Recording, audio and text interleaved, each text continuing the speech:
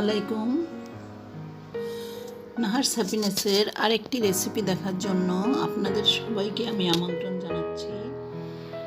তো আপনাদের সবাইকে নাহারস হ্যাপিনেসে স্বাগতম। আজকে আমি খুব সাধারণ একটি রেসিপি নিয়ে এসেছি, যদিও এটা খুবই সাধারণ, রান্না করা খুবই সহজ, তারপর আমার রান্নাটুকু আমি আপনাদের সাথে শেয়ার করলাম। তো আজকে আমি রান্না করেছি মলা মাছের চচ্চড়ি। মলা মাছটা আসলে খুবই আমাদের প্রিয় মাছ। এটা কয়েকভাবেই খাওয়া যায়। আপনি শুধু ভুনা করেও খেতে পারেন, একদম শুকনো শুকনো করে, আবার একটু চচ্চড়ি করা যায় আলু টমেটো ধনেপাতা দিয়ে, এটাও খুব মজাদার। তো এখানে আমাদের গ্রামের পুকুর থেকে আনা একদম তাজা মাছগুলো ছিল, খুবই সুন্দর ছিল দেখতে। সেই মাছগুলোকেই আমি পরিষ্কার করে কেটে পরিষ্কার করে ধুয়ে তারপর নিয়েছি রান্না করার জন্য। এই তো এখানে মাছগুলো একদম পরিষ্কার করে ধুয়ে পানি ঝরিয়ে নিয়েছি। এখানে প্রায় 500 গ্রামের মতো মাছ আছে। তো এই মাছটাই আমি আজকে রান্না করব। তো মাছটা রান্না করার জন্য প্রয়োজনীয় উপকরণগুলো নিয়ে নিয়েছি: ধনেপাতা, আলু কুচি, টমেটো একটু স্লাইস করে কাটা টমেটো, সাথে ধনেপাতা কুচি করে নিয়েছি। আর অন্যান্য যেসব মশলা সেগুলো তো আছেই, যেমন আদা বাটা, রসুন বাটা, সামান্য একটু জিরা বাটা, আর পেঁয়াজ কুচি, কাঁচামরিচটা এই রান্নার জন্য খুবই জরুরি। কেউ হয়তো একটু ঝাল বেশি খায়, কেউ একটু কম খায়। আর এতে হলুদ গুঁড়া, মরিচের গুঁড়া, লবণ লাগবে। মরিচের গুঁড়াটা একটু কাশ্মীরি মরিচের গুঁড়া দিলে রঙটাও সুন্দর আসে দেখতে। আর রান্নার জন্য আমি এখানে ব্যবহার করব সরিষার তেল। আমি একটি কড়াইতে মাছগুলো নিয়ে নিয়েছি। এখন সবগুলো উপকরণ একে একে আমি দিয়ে দিব। আলু কুচি,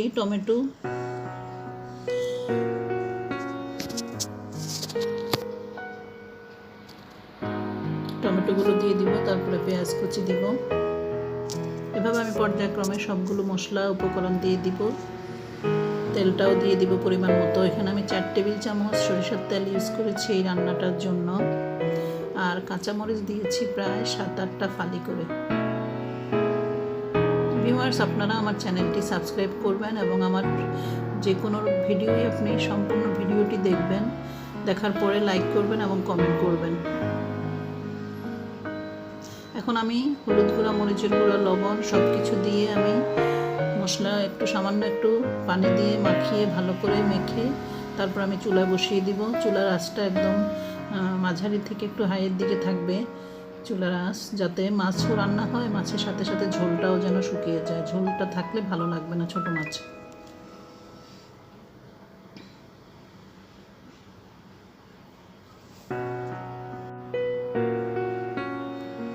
তো এখানে মশলাগুলো সব দেওয়া হয়ে গেছে। এখন আমি ভালো করে ওলটপালট করে মাছের সাথে সবগুলো উপকরণ মিশিয়ে দিব। মাছটাকে ভালো করে মেখে নেব। ভালো করে কেউ ইচ্ছে করলে হাত দিয়েও মেখে নিতে পারেন, অথবা চামচের সাহায্যে বা কাঠের খুন্তির সাহায্যে আপনারা এটা করতে পারেন।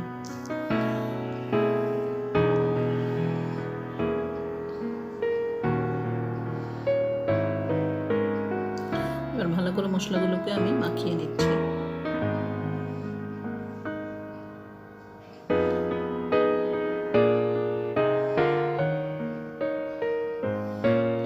পরিমাণ মতো পানি দিয়ে দিব। যেহেতু আমি গরম পানি ইউজ করি রান্না, আমি আগে থেকেই পানিটা ফুটিয়ে রেখেছি কেটলিতে, সেই গরম পানিটা আমি দিয়ে দিব এখানে। বেশি পানি দিব না, মাছের সমানই পানি দিব। এবং এবার আমি ঢেকে দিব। চুলার ফ্লেম হাই করে দিব, যেন মাছটা ভালো করে ফুটে এবং মাছটা ভালো করে রান্না হয়, সিদ্ধ হয়। কিছুক্ষণ পর এসে দেখতে হবে যেন মাছটা একটু নেড়ে চেড়ে দিতে হবে, যেন মশলাগুলো মাছের গায়ে ভালো করে লাগে। দেখতেই পাচ্ছেন রান্নাটা খুব সুন্দর হচ্ছে, মাছের কালারটাও খুব সুন্দর এসেছে। আপনারাও বাসায় ট্রাই করবেন। এই মাছটা আসলে আমাদের জন্য খুবই উপকারী। ছোট মাছ, বাচ্চারা তো একদমই এখন খেতে চায় না ছোট মাছ, তারপরেও যেভাবে ওরা খেতে চায় তার মনের মতো করে একটু এদিক সেদিক করে রান্না করলেই ওরা খেতে চাইবে, পছন্দ করবে। তো রান্নাটা প্রায় শেষ শেষ পর্যায়ে আমি এখন ধনেপাতা কুচি দিয়ে দিচ্ছি উপরে,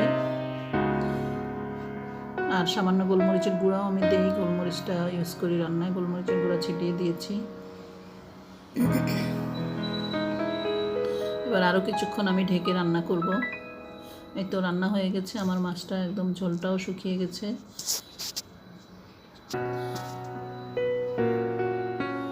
তো ভিউয়ার্স, আপনারা কমেন্ট করে জানাবেন আমার মাছের রান্নাটা কেমন হয়েছে। আপনাদের ভালো লাগলে আপনারাও বাসায় ট্রাই করবেন এবং আমার ভিডিওটি দেখবেন এবং আমার চ্যানেলটি সাবস্ক্রাইব করবেন।